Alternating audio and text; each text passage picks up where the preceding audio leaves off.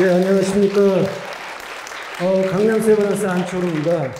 이렇게 여러 분들을 진료실이 아닌 이런 공간에서 만나게 돼서 무척 반갑고 또 긴장도 됩니다. 어쨌든 저희가 오늘 말씀드릴 내용은 아까 우리 구청장님도 여러 계신 어르신들이 다 건강해 보인다고 하지만 사실 무엇이 건강하고 무엇이 질병인지에 대한 가름말을 타는 것이 저는 호르몬이라고 생각을 합니다. 저희 할머니가 최 씨인데요. 아까 우리 소장님도 사모님이 안 씨라고 얘기하지만 안 씨 고집보다 최 씨 고집이 세거든요. 근데 저희 할머니가 최 씨인데 109살입니다. 저희 어머니가 평산시 씨인데 이번에 구순잔치 제가 해드렸거든요. 그러니까 요즘은 100살까지 사는 거는 뭐 사실 뭐 당연한 일이고, 근데 어떻게 100살까지 사느냐가 중요한데요. 제가 이제 환자분들한테 어떻게 100살까지 살고 싶습니까? 물어보면은 무병장수를 꿈꿉니다. 근데 사실 무병장수라는 게 쉬운 일은 아니거든요. 사실 요즘은 저는 무병장수가 아니라 일병장수로 해야 된다고 얘기를 합니다. 병 하나 정도는 있어줘야 그거 열심히 관리하다 보면 저희 할머니처럼 109살까지 살고 저희 어머니처럼 90살까지 살거든요. 근데 결국 그러면 우리가 어떻게 건강하게 100살까지 사느냐? 계속 제가 말씀드리지만 호르몬에 그 답이 있다고 제가 얘기를 하는데요. 여기 보신 분 계시지만 제가 KBS 아침마당이라는 프로에 모요 특강에 한 4번 정도 나가서 70분 동안 강의를 한 적이 있습니다. 그래서 오늘 제가 강의할 내용들은 그 아침마당 모요 특강에서 강의한 내용들을 말씀을 드리는데요. 제가 그 KBS에서 생방송으로 강의할 때보다 오늘 되게 긴장이 됩니다. 아마 구청장님이 계셔서 그런지 모르겠는데 이제부터 제가 이제 강의를 시작하도록 하겠습니다.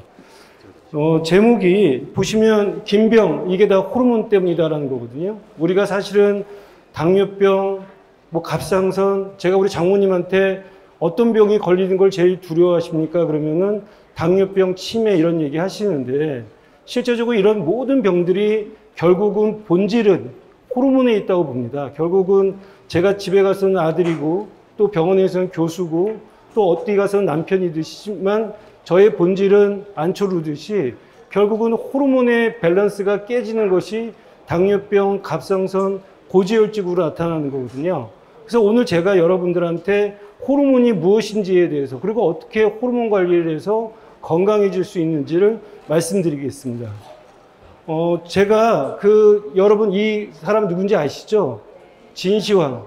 이 진시황이 계속 원했던 거가 오래 살고 싶고 영원히 살고 싶고 그래서 찾았던 것이 불로초라는 건데 이 불로초를 결국 찾았습니까? 못 찾았습니까? 못 찾았죠. 근데 그 불로초가 저는 우리 몸속에 호르몬에 있다는 거죠. 현대인의 불로초는 바로 호르몬에 있습니다. 이 호르몬 관리를 잘하는 사람은 건강하게 오래 살 수 있고요. 잘 못하는 사람들은 당뇨병이 생기고 고지혈증이 생기고 골다공증이 생기고 막 이런저런 성인병들이 생기게 되는 거거든요. 이 호르몬이라는 게 굉장히 많습니다. 이미 답을 나왔지만 제가 여기서 조금 더 집중도를 높이기 위해서 퀴즈를 하나 내겠습니다. 그래서 제가 책을 2권 갖고 왔는데요.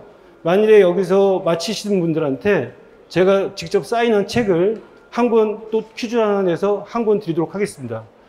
그 가까운 질문에 대한 답을 맞히면 되는 건데요. 여러분 호르몬이 많이 들어봤죠? 남성 호르몬, 갑상선 호르몬, 인슐린이라는 호르몬도 있지만 호르몬이 도대체 몇 개 정도 있을 것 같습니까? 4,000개. 바로 답이 나왔는데요. 그래서 성함이 어떻게 되십니까? 김기만 어르신한테 제가 답이 바로 나와서 좀 싱겁긴 한데 뭐 어떤 사람은 100가지다, 1000가지다 이렇게 얘기하는데 4000가지 정도 나오거든요. 그래서 그 김기만 어르신한테 제가 책 한 권 이따가 드리도록 하겠습니다. 앞으로 또 퀴즈가 또 더 있으니까요. 잘 들으시면 또 제가 책 한 권 또 선물로 드리도록 하겠습니다. 어쨌건 지금 김기만 어르신이 말씀하신 것처럼 4000개의 호르몬이 있는데요.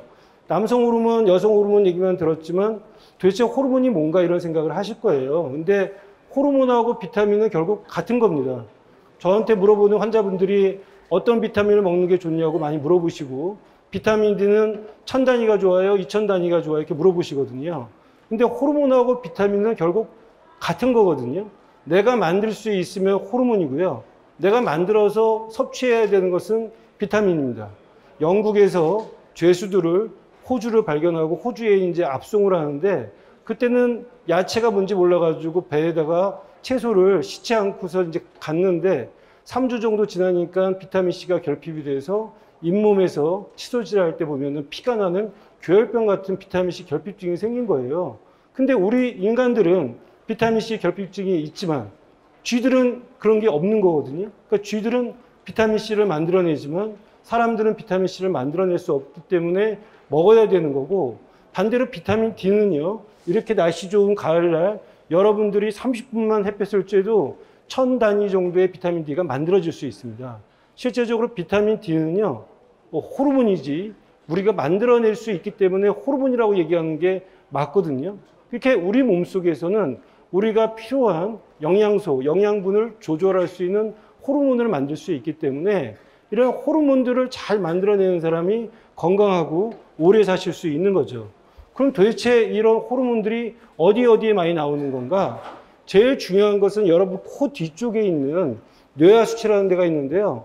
얼마 전에 제가 생로병사에서도 얘기했지만 뇌하수체가 무너져서 생기는 여러 가지 쿠싱병이라든지 이런 병들도 있고요. 갑상선 너무 많죠. 아까도 제가 얘기했지만 젊은 여성 며느리 딸들은 갑상선 기능 항진증 때문에 많이들 고민이 많고 또 고통을 받고, 나이 드신 남성 어르신들은 갑상선 기능 저하증 환자들이 많습니다. 갑상선 호르몬이 많아서 문제가 되고 적어서 문제가 되는 이 갑상선은 목에 있고요. 또 부신에 있는 호르몬, 췌장에 있는 인슐린이나 호르몬이 안 나와서 생기는 당뇨병, 이런 것들이 다 사실은 호르몬 질환이고요. 이런 것들이 결국은 하나의 질환인데 보여지는 표현형이 틀리다는 겁니다. 이런 호르몬의 문제가 생기면요, 아까도 제가 얘기했지만 당뇨병, 비만, 대사증후군, 갑상선 문제, 고혈압도 호르몬 때문에 그렇고요. 고지혈증 없는 사람 거의 없죠. 요즘 이 보건소에서 우리가 건강검진 잘 해주시는데 보면은 다 고지혈증 같은 거 진단받아서 치료받고 그렇지 않습니까? 그리고 암, 치매까지도 이런 호르몬 때문에 문제가 생기는데 이 당뇨도 사실은 이제 이게 엄청나게 많은 사람들이 지금 당뇨병으로 고통받고 있습니다. 우리 좀 이따가 이제 이진아 기자님이 말씀하시겠지만 이 당뇨병 환자가 어느 정도냐면 우리나라 전체 인구의 480만 명이 당뇨병이라는 겁니다. 더 큰 문제는요, 이 480만 명 중에 절반, 240명은 자기가 당뇨병인지도 모르고서 치료를 안 받고 있다는 것이 우리나라 당뇨병 현실의 문제라고 할 수 있고요. 더 중요한 문제는 730만 명이 당뇨병은 아니지만 당뇨 전 단계, 당뇨 예비군 환자들이 있다는 거죠. 이런 경우에 사실은 이제 당뇨병에 관련된 문제가 있는 사람들이 우리나라 인구의 1,300만 명이라는 겁니다. 여기 4분 중에 1명은 당뇨병에 문제가 있다는 거예요. 나든 내 친구든 내 가족이든 이런 당뇨병의 문제에 대해서 우리가 자유로울 수가 없는데, 사람들이 물어보세요. 당뇨병이 생기면 어떤 증상이 생기나요? 그 문제 우리가 교과서적으로 3다의 증상이 있다고 합니다. 예를 들면 물을 많이 마시고 소변을 많이 보고 자꾸 허기 가지고 헛헛해지고 그래서 밥을 많이 먹고 다식, 당뇨, 다음, 다식, 3다의 증상이 당뇨병의 증상이라고 얘기를 하지만 실제적으로 저한테 오는 당뇨병 환자들, 제가 오전에 80에서 100명 정도 당뇨병 환자를 보고 왔는데요. 이분들 보면은 이런 전형적인 증상을 갖고 있는 사람은 많지 않고요. 뭔가 내가 예전에 했던 일들이 좀 제대로 좀 이렇게 에너지가 안 생기고 피곤하고 자꾸 뭐 이렇게 손발이 저리고 뭐 손발이 차고 이런 어떤 애매모호한 증상을 갖고 당뇨병 환자들이 오거든요. 또 한 가지는요, 이런 당뇨병의 증상이 전형적이지 않다는 것이 문제지만 또 한 가지는 사람들이 당뇨병에 걸리면 굉장히 우울해 하는데요. 당뇨병 자체가 사실 아까도 제가 일병장수 얘기를 했지만 그게 그렇게 큰 문제는 아니에요.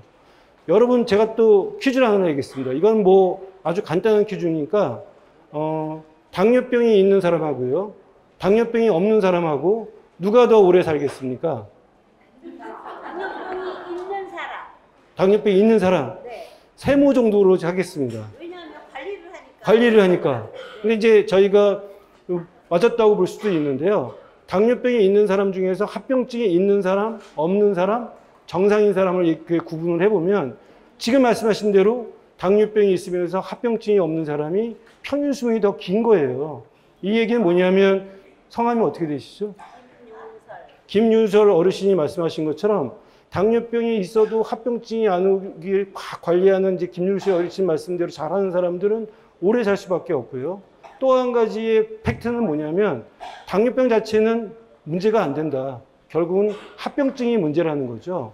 그래서 이런 합병증이 걸리지 않게 잘 관리하면 당뇨병이 문제가 되지 않는데 점점 이게 당뇨가 어려지는 거죠. 손주, 뭐 아들 이런 사람들이 당뇨병이 되고 적극적으로 치료를 받지 못하는 것이 문제인데 이런 합병증들은 너무너무 많습니다. 뭐 혈당이 너무 높아가지고 500, 600 돼서 응급실에 오는 혼수 상태로 오시는 분도 계시고 암, 치매, 유방암이라든지 대장암, 췌장암 이런 것들이 당뇨병의 합병증이라는 거예요. 이런 것들도 당뇨 합병증이고 특히 여러분들이 제일 걱정하는 당뇨발, 혈관 합병증 이런 것들이 다 당뇨병의 문제인데 이 당뇨병도 아까도 얘기했지만 호르몬 질환이라는 겁니다. 그 호르몬이 인슐린이거든요. 근데 환자분들한테 제가 인슐린 얘기하면 그거 약 아닌가요? 인슐린이 호르몬인가요? 이렇게 얘기하시는 분도 계시는데요.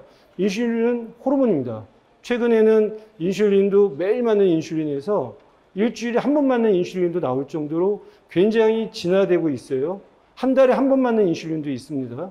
이런 여러 가지 인슐린들이 지금 의학의 발전으로 개발되고 또 연구되고 있지만 본질적으로 인슐린은 호르몬이고요. 이 인슐린과 호르몬이 조절이 안 되는 것이 당뇨병인데 이 인슐린과 호르몬은 뭡니까? 우리가 점심을 지금 먹고 강의를 듣지만 이 점심 먹은 것들에 대한 영양분들을 혈관을 통해서 장기에 넣어주는 호르몬이 이 인슐린인데 이 인슐린이 어떤 경우에는 많이 나와도 당뇨가 생기는 경우가 있어요.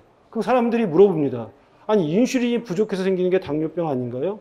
왜 인슐린이 많이 나오죠? 저 사람은 왜 당뇨병 환자인데 인슐린이 많이 나옵니까? 이렇게 얘기를 하는데 인슐린이 많이 나와도 당뇨가 생길 수가 있습니다. 그래서 저는 당뇨병을 가난에 비유하자면 어려운 사람들은 돈을 못 벌어서 어려운 사람도 있고요. 어떤 사람들은 돈을 많이 버는데도 막 그거 갖다가 과소비를 해서 어려울 수가 있는데 인슐린이 많이 나오는데도 당뇨가 생기는 분들은 뭐라고 얘기하냐면 인슐린을 갖다가 헛된 데 써가지고 제대로 혈당을 떨어뜨리는데 쓰지를 못하기 때문에 당뇨가 생긴 거다. 그렇게 얘기하면 조금 이해하시는 것 같고 왜 IQ는 좋아도 공부를 갖다 열심히 안 하면 성적이 나쁜 것처럼 인슐린이 많이 나와도 제대로 그걸 갖다가 쓰지 못하면 당뇨가 생긴다. 이렇게 말씀드리면 어느 정도 이해를 하시는 것 같은데요. 결국은 인슐린이 제대로 안 나오든지 인슐린이 나오더라도 그걸 제대로 작동을 못하면 생기는 게 당뇨병이고 인슐린도 결국은 호르몬이기 때문에 당뇨병이 호르몬 질환이라는 겁니다. 근데 사람들이 그러면 아 인슐린만 그럼 잡으면 당뇨병은 치료되겠네요. 왜 당뇨병이 왜 이렇게 치료가 안 되는 겁니까? 그렇게 얘기들 하시거든요. 그렇죠, 여러분. 인슐린만 잡으면 당뇨 치료되겠죠. 근데 사실은 당뇨병을 일으키는 8가지의 호르몬이 있습니다. 아까 얘기했던 인슐린은 이 8가지 호르몬 중에 하나일 뿐이고요. 간에서 나오는 호르몬, 식욕 호르몬이 있습니다. 당뇨병 환자들한테 뭘 먹지 말라고 그래도 밤 10시 되면 막 라면 끓여 먹고 야식하고 이런 경우가 있는데 이거는 이제 환자들이 아침에 와서 교수님 제가 잘못했습니다. 제가 어제 그냥 식욕을 못 참고 뭘 먹었습니다. 얘기하지만 본인이 잘못한 게 아니에요. 호르몬이 잘못한 거거든요. 식욕 호르몬 때문에 자꾸 많이 먹어서 생기는 게 당뇨병이거든요. 근데 우리가 인슐린만 자꾸 잡으면 다른 호르몬들이 이제 막 준동을 해가지고 결국 그것 때문에 또 당뇨 조절이 어려워집니다. 우리가 왜 풍선 효과라고 있듯이 이쪽 지역만 계속 잡으면 다른 지역의 문제들이 생기는 거죠. 그러니까 결국은 전체적인 8가지 호르몬의 밸런스를 잡아야지 인슐린만 들이장창 뭐 예를 들면 주구장창 이걸 갖다가 조절한다고 해서 당뇨가 치료되지 않고 그렇기 때문에 당뇨병 치료가 어려운 겁니다.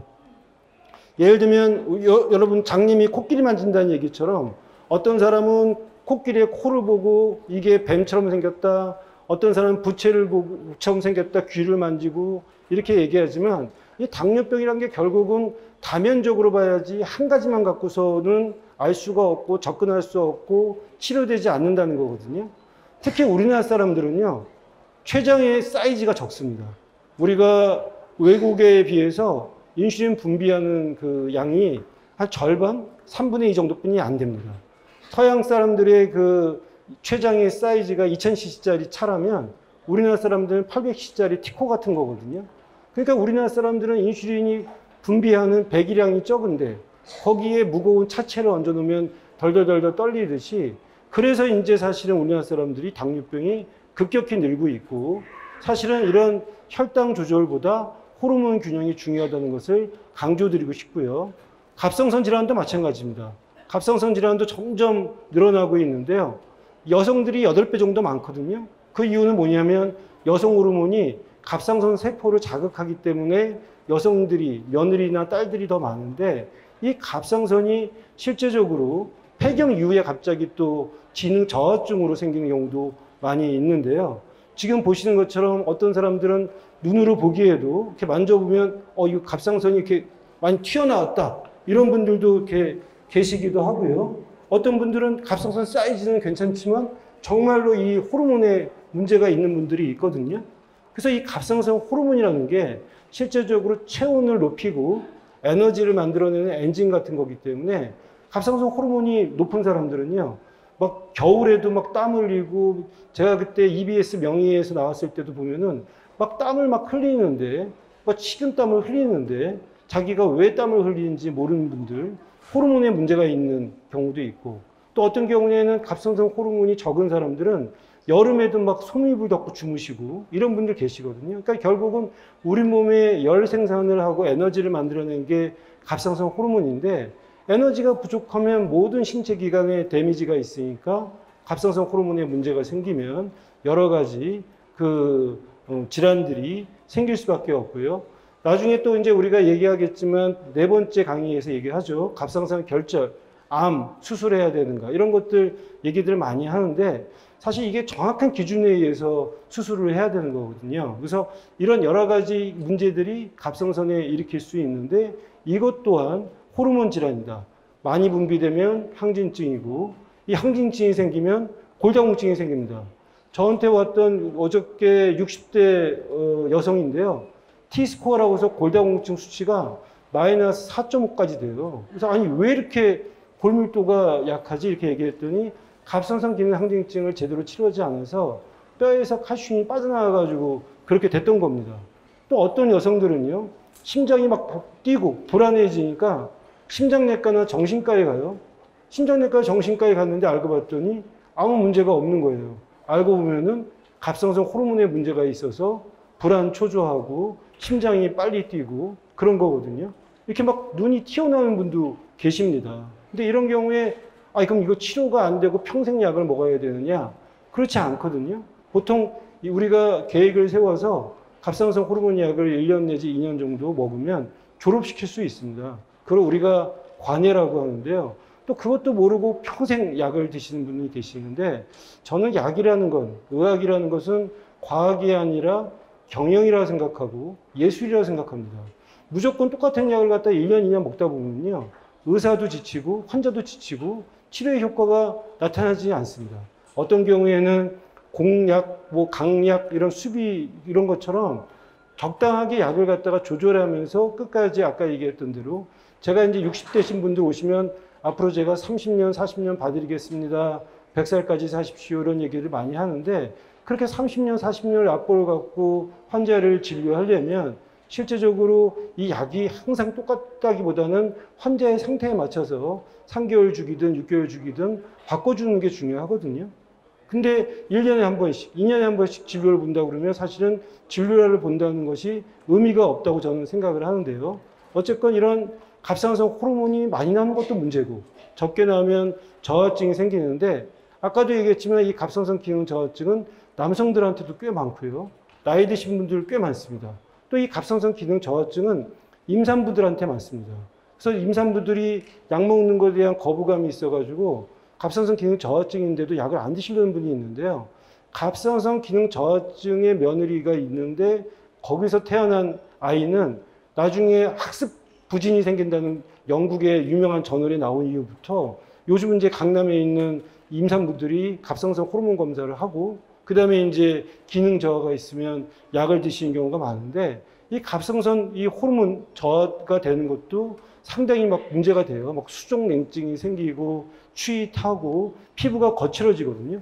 혓바닥은 두꺼워지고 발바닥이 막 코끼리 다리처럼 두꺼워지고 굉장히 우울감을 호소합니다. 어떤 경우에는 내분비내과에 제대로 오지 못하고 정신과에 가는 경우도 많이 있는데요. 실제적으로 제가 조교수 때 이렇게 정신과 병동을 지났는데 어떤 할머니가 굉장히 우울한 표정을 지으면서 이렇게 있는 거예요. 다리를 만져봤더니 다리가 두꺼운데 부어 있는 거죠. 근데 붓기가 있는데 이렇게 눌러보면은 이게 쑥 들어가면은 되게 심장이나 콩팥이 안 좋은 함유 부종이라고 하는데, 눌러보니까 이게 눌러지지가 않아요. 코끼리 다리처럼 됐는데 눌러지지 않고 단단하고. 그래서 제가 우리 레지던트한테 저 어르신 갑상선 호르몬 검사를 해봐라 했더니 호르몬 수치가 낮은 거예요. 호르몬 우울증으로 입원했던 그 환자분한테 갑상선 호르몬을 갖다 투여했더니 말이 저도 빠른 편인데 저보다도 말이 빠르고요. 같이 얘기하면 저한테 얘기할 틈을 주지 않는 그런 분이신데, 하여튼 이런 갑상선 호르몬의 문제가 우리의 감각과 감정까지도 좌우할 수 있는 게 호르몬이라는 겁니다. 이런 갑상선 호르몬 기능 저하증도요, 평생을 드시는 건 아니고요. 물론 갑상선 암이 있어서 그거를 절단하는 경우에 호르몬을 투여하는 경우에는 계속 드셔야 되겠지만, 하시모토 갑상선염이라는 거 여러분 들어보셨을 거예요. 자가 면역 질환이 생기는 그런 갑상선 호르몬 기능 저하증은 약을 또 계속 드시는 건 또 아니거든요. 그래서 이런 여러 가지 갑상선 호르몬에 대해서 우리가 이제 연구를 좀 하고 또 많이 또 제대로 치료를 해야 될 거고요.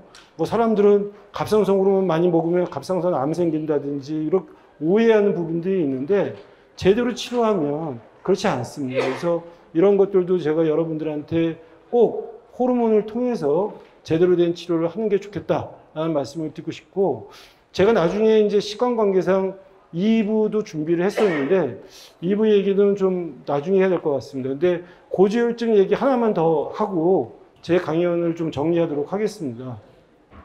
고지혈증 그러면 사람들이 물어봐요. 제가 이제 그 다른 병원에서 검사를 했더니 콜레스테롤이 280이 나왔대요. 그래서 치료를 하러 왔습니다. 얘기를 하는데요. 사실 콜레스테롤이 280이 나왔다는 것은 하나의 현상일 뿐입니다. 이 콜레스테롤이라는 것은 좋은 콜레스테롤이 있고 나쁜 콜레스테롤이 있거든요.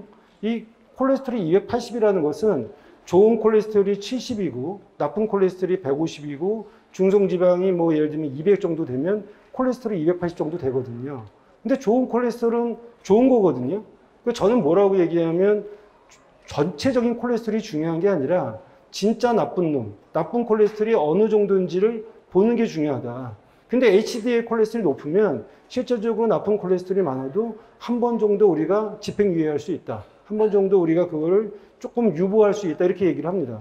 한 번 콜레스테롤이 높다고 해서 약을 드시는 분들이 의사들한테 물어보거든요. 내가 그러면 언제까지 이 약을 먹어야 되냐 그러면 답을 제대로 못 합니다. 뭐라고 얘기하면 의사들은 더 롱고 더 베터. 많이 먹을수록 오래 먹을수록 좋다. 그러면 어느 정도 콜레스테롤 떨어뜨리는 게 좋을까요? 그러면 더 로우 더 베터 그래요. 낮으면 날수록 좋다고 얘기를 하는데요. 사실 어떤 분들은 막 자랑을 해요. 교수님 제가 있잖아요. 약을 열심히 먹어가지고 나쁜 콜레스테롤 한 40 정도까지 떨어뜨렸습니다. 근데 우리가 풀만 먹는 소도 피를 뽑으면 콜레스테롤이 나오거든요. 우리가 갓 태어나는 아이도요. 피를 뽑으면 나쁜 콜레스테롤이 한 40에서 50 정도 나옵니다. 아니 우리 할머니처럼 100살까지 살 건데 60살 때 고지혈증을 진단받아가지고 40년 동안 콜레스테롤 약을 먹어야 하고 또 콜레스테롤을 40까지 떨어뜨리는 게 과연 무슨 의미가 있을까 저는 그런 생각을 하거든요. 갓 태어난 아이 정도의 수준까지 콜레스테롤을 떨어뜨리는 게 과연 나이 드신 분들한테 무슨 의미가 있을까 생각을 하는데요. 콜레스테롤이 많으면 당연히 이렇게 막혀서 문제가 되겠지만 문제는 이 혈관을 갖다가 구성하는 이 성분이 콜레스테롤입니다. 우리가 왜 장어 먹으면 스태미너 좋아진다고 그러잖아요. 이 장어 먹으면 스태미너가 좋아지는 이유가 있습니다. 왜냐하면 장어에 있는 콜레스테롤이 우리 몸의 남성 호르몬, 여성 호르몬, 섹스 호르몬을 만들어내는 원료거든요. 콜레스테롤은 억울하다는 거죠. 물론 콜레스테롤이 혈관을 막혀서 나쁘게 할 수는 있지만 혈관벽을 구성하는 게 콜레스테롤인데 이걸 너무 많이 떨어뜨리면 혈관이 터져서 문제가 됩니다. 우리나라 사람들의 그 뇌졸중은요, 그러니까 혈관이 막히는 뇌경색보다는 혈관이 터지는 뇌출혈이 더 많거든요. 콜레스테롤 너무 많이 떨어뜨리면 혈관벽이 약해진다. 콜레스테롤 너무 많이 떨어지면 남성 호르몬, 여성 호르몬의 생성이 줄어들 수 있다. 저는 이런 포인트를 한번 말씀을 드리고 싶은데요. 아까 얘기했던 대로 콜레스테롤이 많으면 이런 혈관에 찌꺼기가 생겨서 핏떡이 생기고 혈관이 막힐 수 있겠죠. 그렇지만 이 콜레스테롤이라는 것이 아까도 얘기했던 대로 너무 떨어져도 그게 과연 우리 몸에 문제가 전혀 없지 않다는 것을 말씀드리고 싶고요. 어떤 분들은 그럽니다. 교수님, 저는 채식만 하는데도 왜 콜레스테롤이 높죠? 사실은 우리 몸의 콜레스테롤의 100이라면요. 70%는 내가 만드는 거고요. 30%는 내가 먹는 겁니다. 내가 아무리 채식만 해도요. 내가 만드는 70%의 콜레스테롤을 제대로 조절하지 못하면 콜레스테롤은 높아지게 돼 있어요. 채식만 해도요. 인슐린 호르몬에 문제가 있다든지 갑상선 호르몬이 떨어져 있는 사람들은 콜레스테롤이 많이 올라갑니다. 근데 채식만 하는 사람들한테 콜레스테롤이 높다고 콜레스테롤 약을 먹어서 콜레스테롤을 떨어뜨리는 거가 제대로 된 접근법이라고 할 수가 없는 거죠.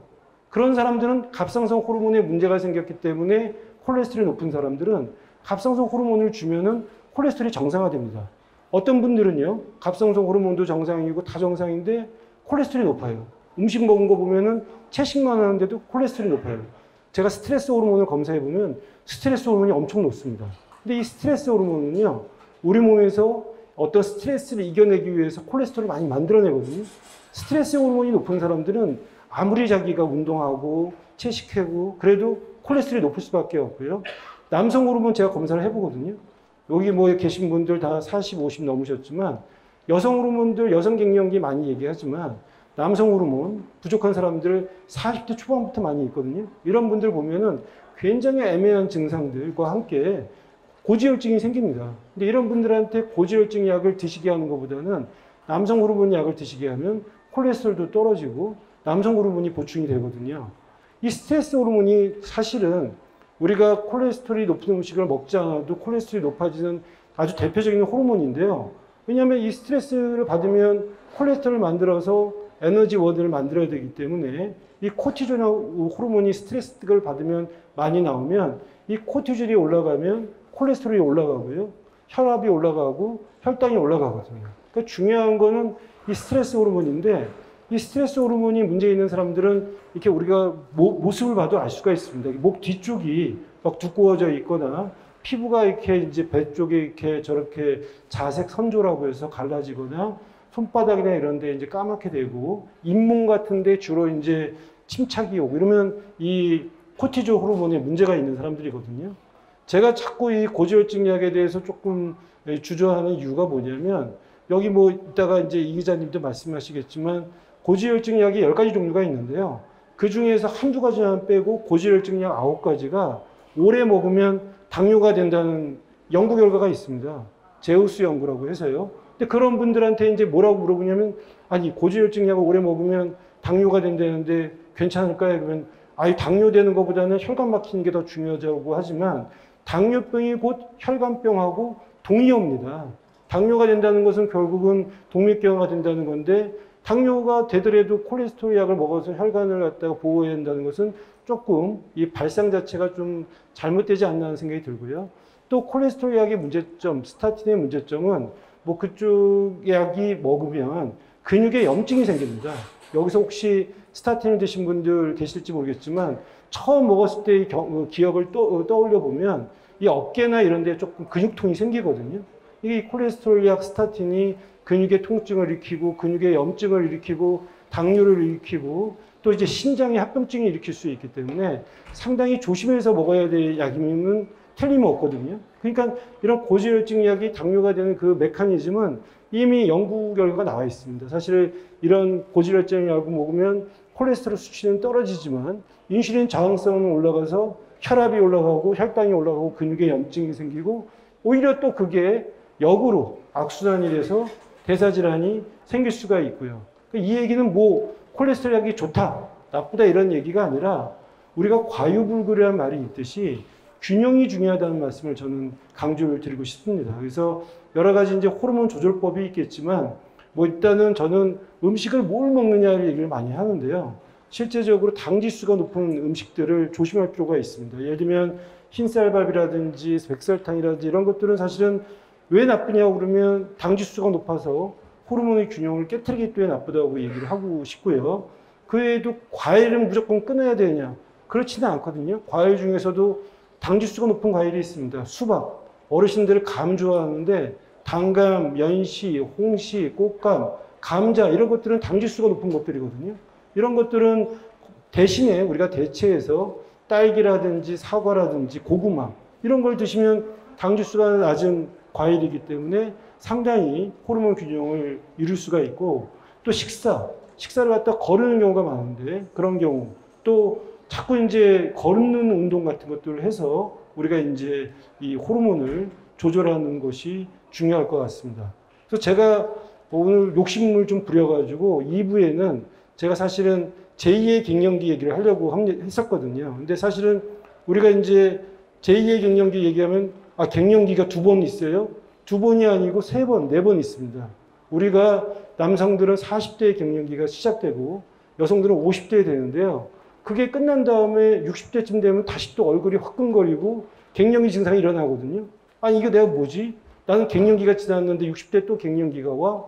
그게 제2의 갱년기고요. 70대에 또 한 번 그런 갱년기가 옵니다. 그래서 제가 2부에는 제2의 갱년기 얘기를 하려고 했었는데 시간 관계상 그건 나중에 또 기회가 되면 말씀을 드리고 제가 늘 얘기하지만 미병이라는 게 있습니다. 우리가 미생이란 말이 있듯이 드라마도 미생이 있고 바둑에도 미생이란 말이 있듯이 우리가 질병이 있고 건강한 게 있지만 그 사이에 병도 아니고 건강치 않은 그런 상태가 있는 거죠. 분명히 나는 힘들고 피곤해 죽겠는데 보건소에 가고 또 병원에 가서 검사를 해보면 12가지 검사를 해보고 혈당이고 혈압이고 다 정상이니 당신은 정상이라고 얘기합니다. 그럴 때 기분이 좋은 건지 안도의 한숨을 쉬어야 될지 그렇지 않거든요. 분명히 나한테 어떤 증상이 있을 때는 그거는 우리가 수치상으로 보여주는 혈당이나 혈압이나 콜레스테롤 정상이라도 호르몬은 우리한테 경고를 보내고 있다는 것이고요. 아까 제가 얘기했던 제2의 갱년기, 제3의 갱년기를 얘기하고 싶은 건 뭐냐면 한번 여성 호르몬이 출렁거릴 때, 남성 호르몬이 출렁거릴 때 우리는 그거를 이제 부동산으로 뭐 메꾼다든지 동산으로 메꾼다든지 그런 것처럼 한번 성 호르몬이 먼저 떨어지게 되면 그 다음에 성장 호르몬을 우리가 그걸 떼우거든요. 성장 호르몬 이제 카드 돌려막기 식으로 하는 거죠. 근데 성장 호르몬이 한 번 또 60대에 한 번 출렁거리면은 다시 또 그때는 부신 호르몬으로 그걸 대체하는데 그런 1년에 연속 대체하는 과정이 부족한 사람들은 제1, 제2, 제3의 갱년기 때문에 고통받고 그것 때문에 우리도 사춘기를 다 겪지만 사춘기를 슬기롭게 겪어가는 사람도 있지만 그것 때문에 또 탈선하는 사람이 있듯이 누구나 갱년기를 겪지만 갱년기를 현명하게 겪고 나가는 사람들은 건강하게 오래 살 수 있다는 말씀을 드리고 싶습니다. 결국은 제가 이제 오늘 얘기하고 싶은 내용은 당뇨병이 있다. 저 병이 뭐가 있나요? 그럼 갑상선이 있는데요. 뭐 환자 저기 가족 중에 뭐 누가 지병이 뭐가 있습니까? 그럼 우리 형은 고혈압이고요. 뭐 저는 당뇨병이 있고 우리 동생은 당뇨고지혈증이 있습니다. 근데 그게 다 결국은 똑같은 얘기거든요. 인슐린 저항성이라는 호르몬의 불균형이 나타나기를 당뇨병으로 표현되고 우리 형은 고혈압으로 표현되고 저는 당뇨고지혈증으로 표현되는 거죠.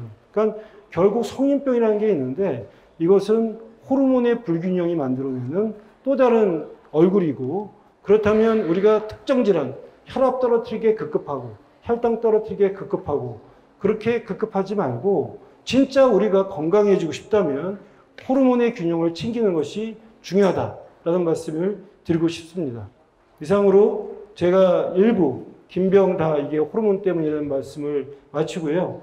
기회가 되면 호르몬으로 젊어지는 방법들, 제2의 갱년기를 해결하는 방법들을 또 나중에 기회가 되면 말씀드리도록 하겠습니다. 감사합니다.